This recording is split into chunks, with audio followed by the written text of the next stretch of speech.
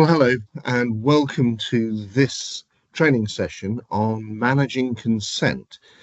We're within the context of a series of lessons that are looking at the management of data within Sage CRM. The previous lesson that you should refer to if you've not looked at the topic of consent management is actually the introduction to the management of personal data that we actually had yesterday. But there's a whole series of little lessons that deal with different aspects of meeting the requirements of data protection laws around the world.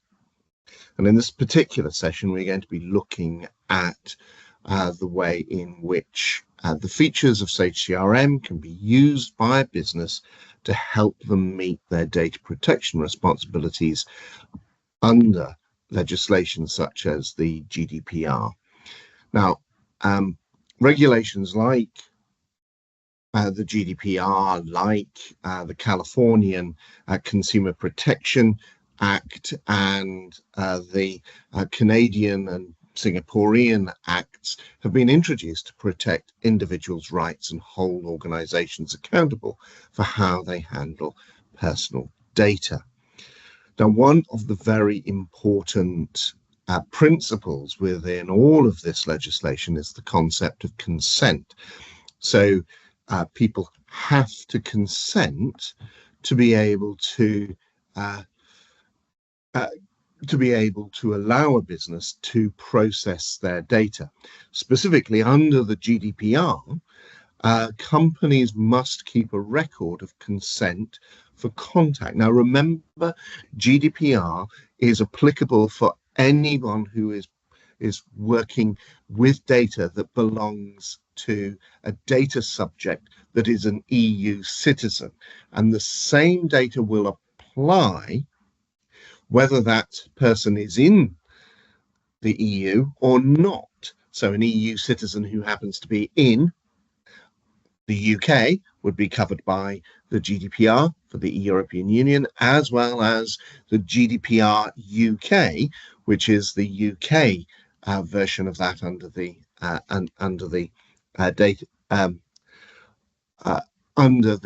legislation that the UK has enabled.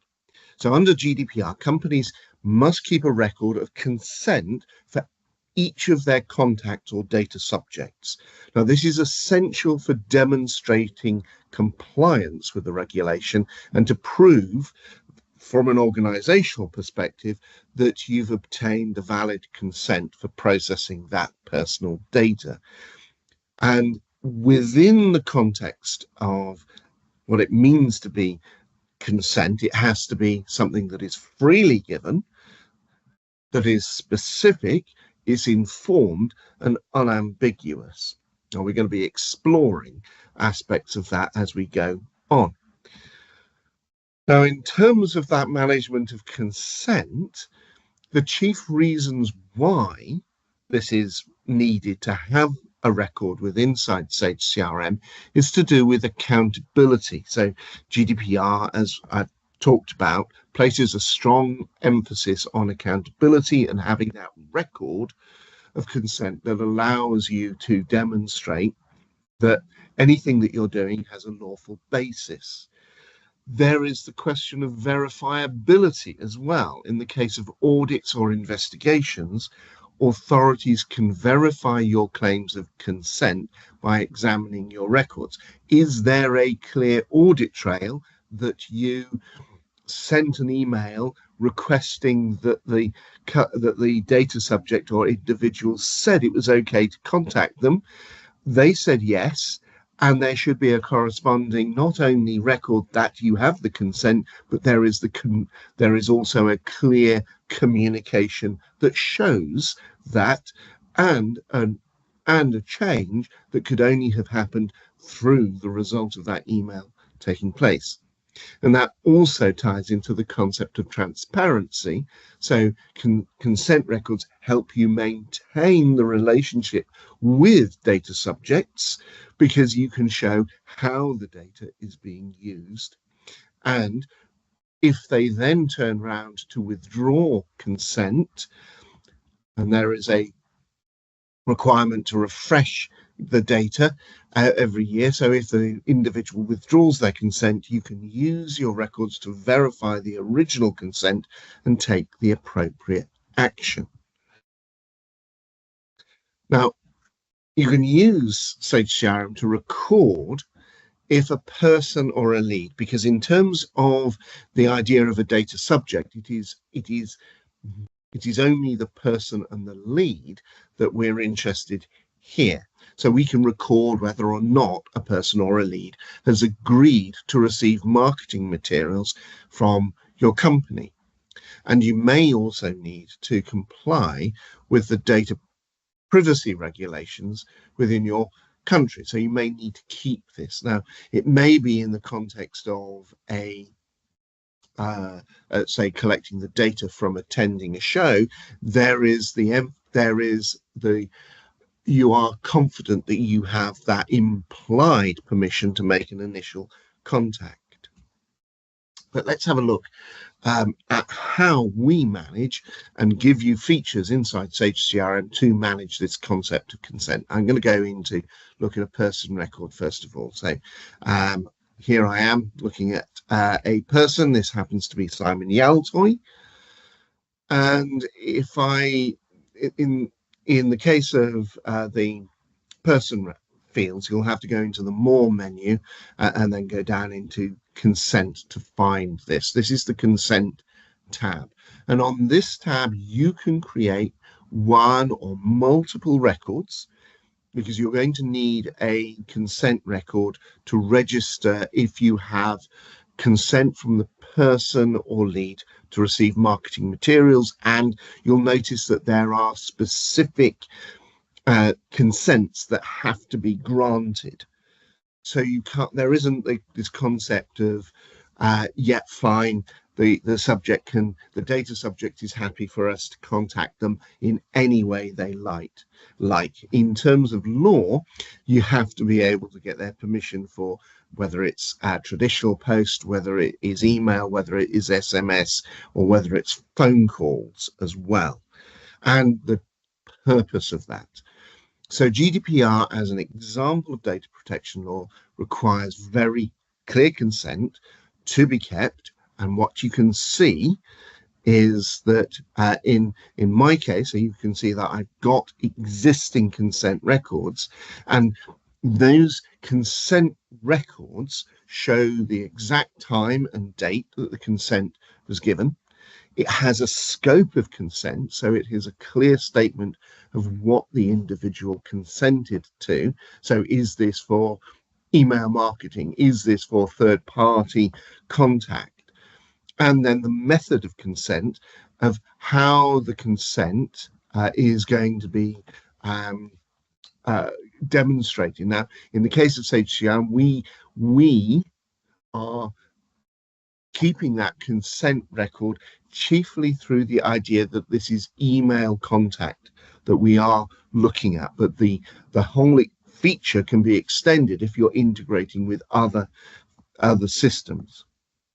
Now, if I take this idea of all of those fields, how were we contacted, etc., we've got here fields that specifically in this list of when the date and time of the consent was created, how you'd like to be able to contact the person or the lead. So that's the request that you're making to the data subject as to how you're going to be allowed to contact them.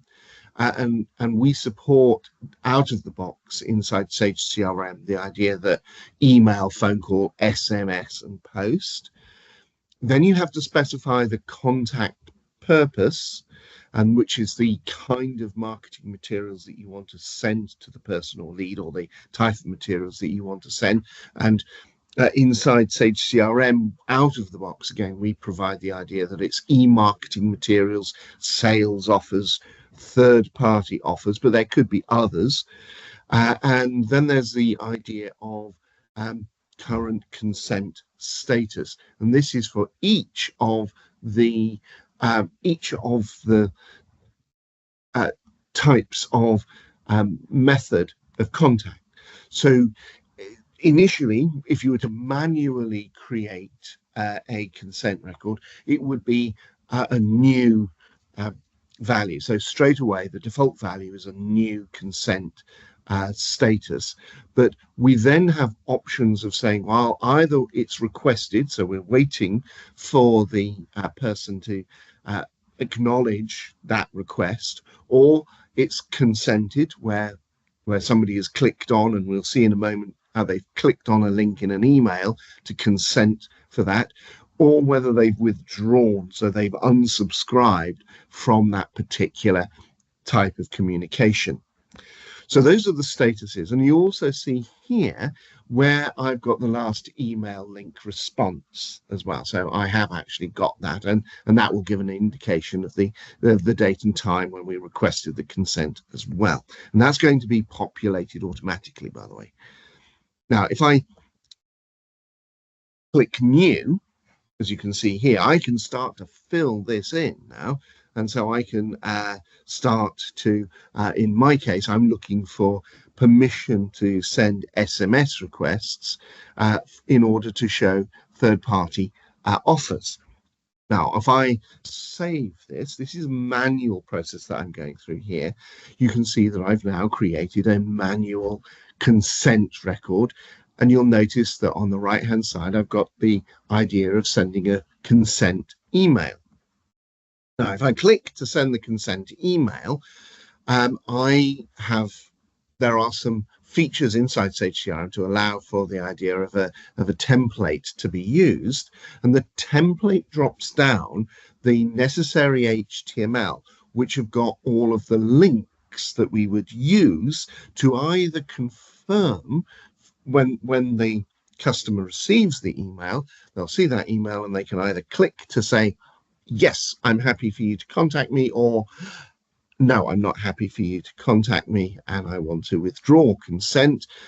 If we look to this, if I zoom in, what you'll see is that there is a path here, which that would be the thing that I clicked on if I am acknowledging consent. So you can see that it's a path that is calling an action of submit consent to my server.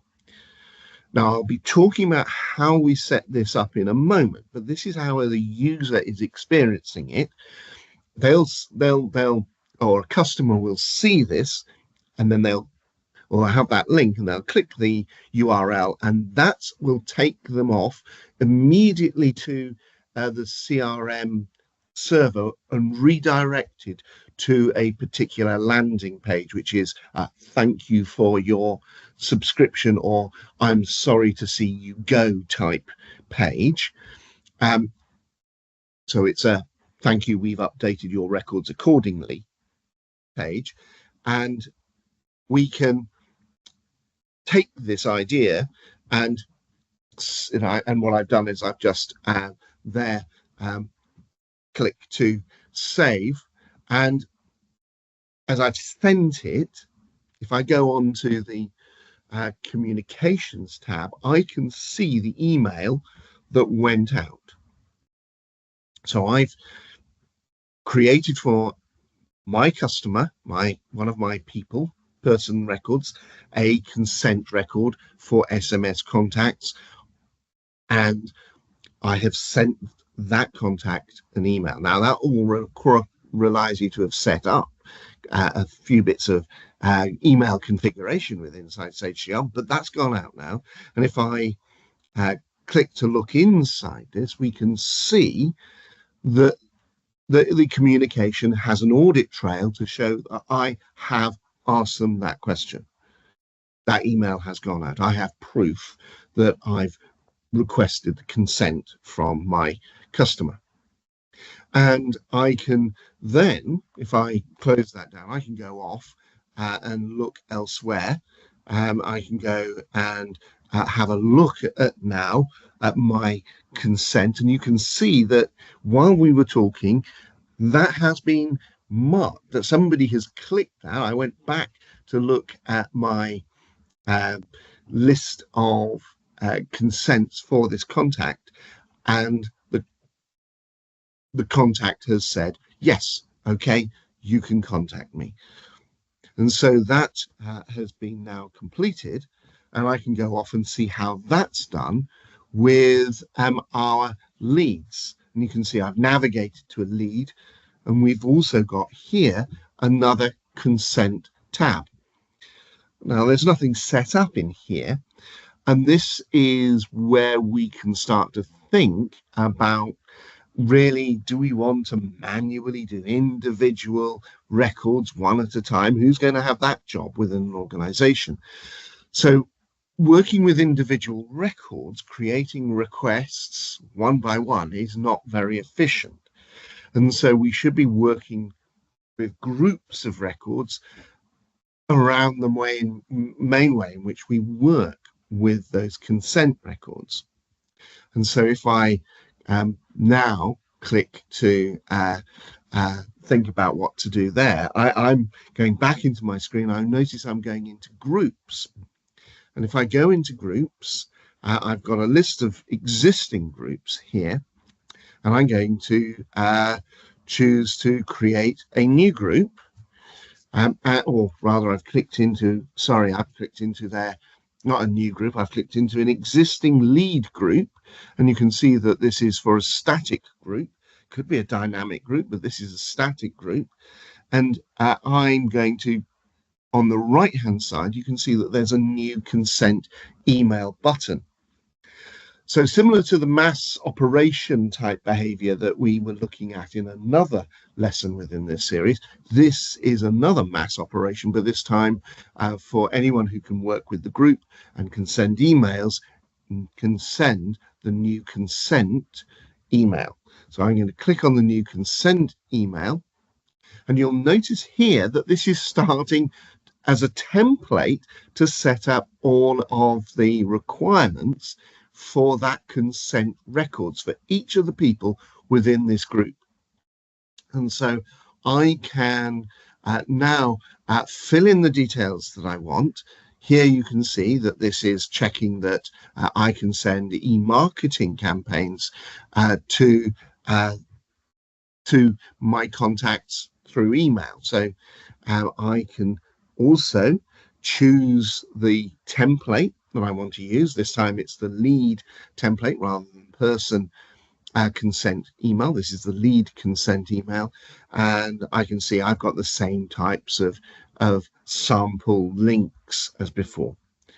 So if I now come up to the top and choose to send this, and you can see that only records will be sent. Well, I'm going to send that, and you can see that it's warning me that it's just about to send out or queue 18 emails from the system. So once I've sent that email, I can go and look at what consent might have been granted. So I can see how the concept of consent being managed with groups is done. So let's assume all of these 18 people have said, yes, I did that earlier on today. So all those people have said yes, and they're happy for us. So I can go to a group again. And there are two, if I start the process of creating a group, there are two existing groups that are available. So there's one views, I should say. These are existing views. One to look at consented leads and consented persons. And so if I go through the process of using, as you can see here, this consented leads, I can now choose the fields that I want in that group, and I can put in other predicates as well, other where clauses and search criteria, but I can then go ahead and here I am looking at my group, and this group are all, and I can be confident these are all people who have granted their consent.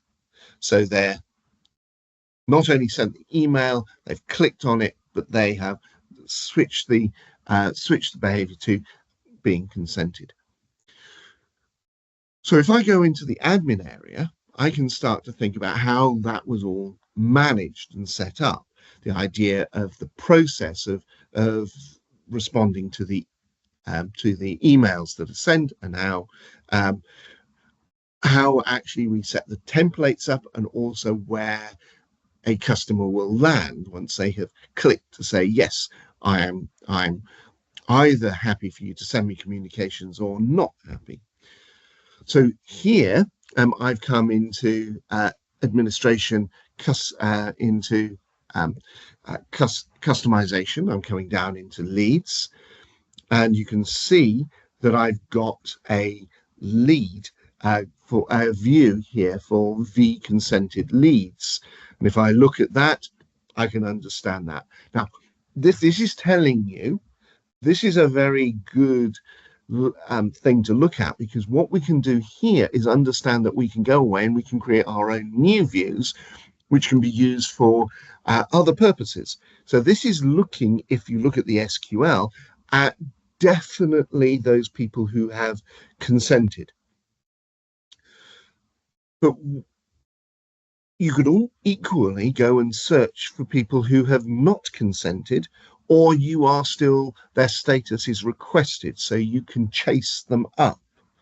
So you can use this idea for having you go through your data and getting it to a state where you have a definite yes or no from your contacts as to whether they allow for that type of marketing contact. Now, we can create views on any of the consent data. We can look at how we're contacting them, the contact purpose, the status, requested, etc. So all of this, the views and consequently the groups, can be based on any of that data. And so we can use it for all of the scope of the consent that we need. Coming away from that and coming to look at the email and documents area, this is the consent URL that I was talking about earlier on. When a customer who has received an email clicks on the URL, they automatically pass in information into CRM. CRM does the data change and then will redirect it to wherever you've put.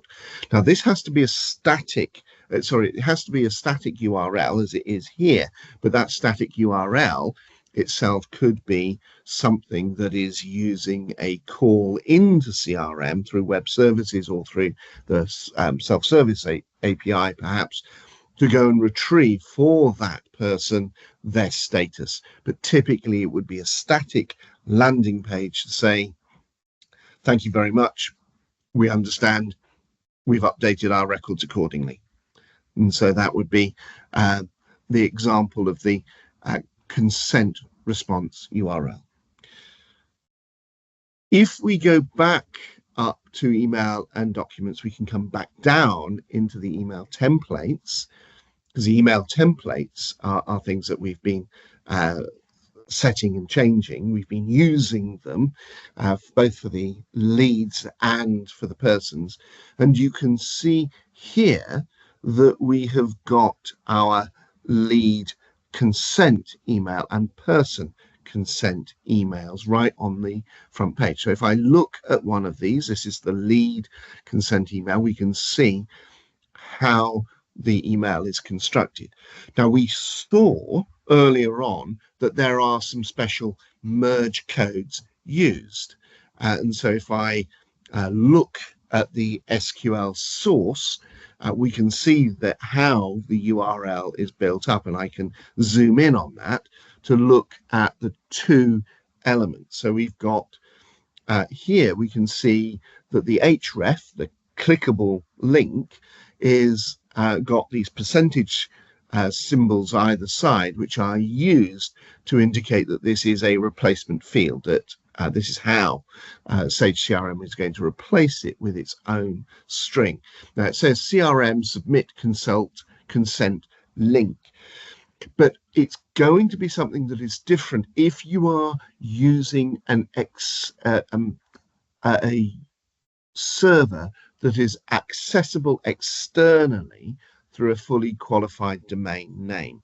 So if it is, for example, www.stagetest.com is your server, and then the rest is /CRM/EWARE-DLL, then it's going to be a different construct that we use. So we actually have to change this to a different path. And here you can see that I've done that in this example. It's not quite as zoomed in, but if you look at that, you can then see that we have changed it to a different pattern where we are expressing the full server and CRM instance name with then the name of the function that we're calling.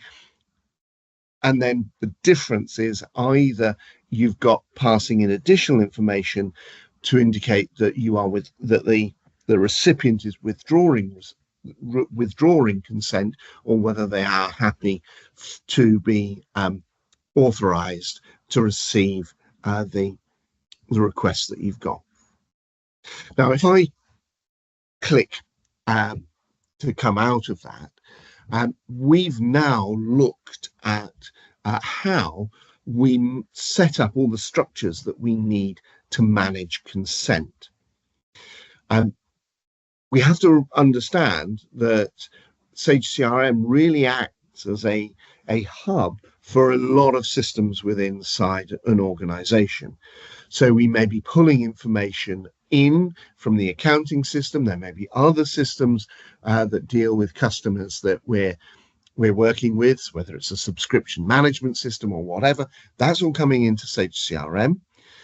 We may have that data that comes through, but we still have to have a ground point in saying, well, where are we managing our consent, and thinking about how we then push things across into MailChimp, for example. Now, we are going to be looking eventually at MailChimp, probably in, I think we'll be looking at that in October.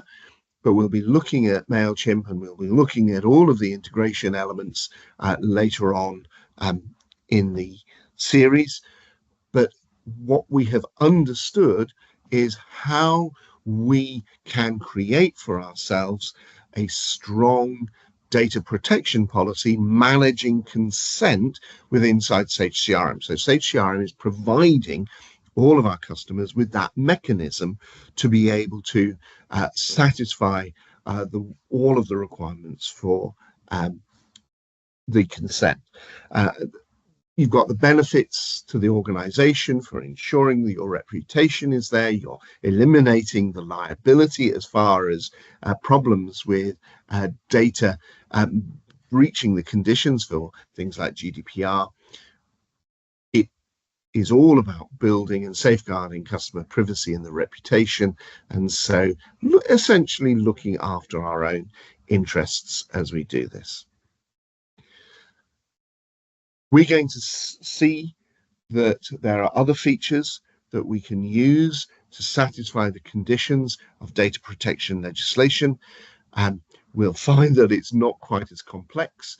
A lot of the other features, such as data anonymization, deletion of communications and documents, and the sharing or an indication of which data has been flagged with other systems, is really quite simple. Remember, everything that I've said is just indicative knowledge. It is not legal advice. Every business is solely responsible for understanding and complying with the applicable data protection laws and regulations in your own jurisdiction. But I hope that that has been of use to you. Let's see if anyone's got any questions. I look forward to seeing everyone at the next lesson. Thank you so much, and goodbye.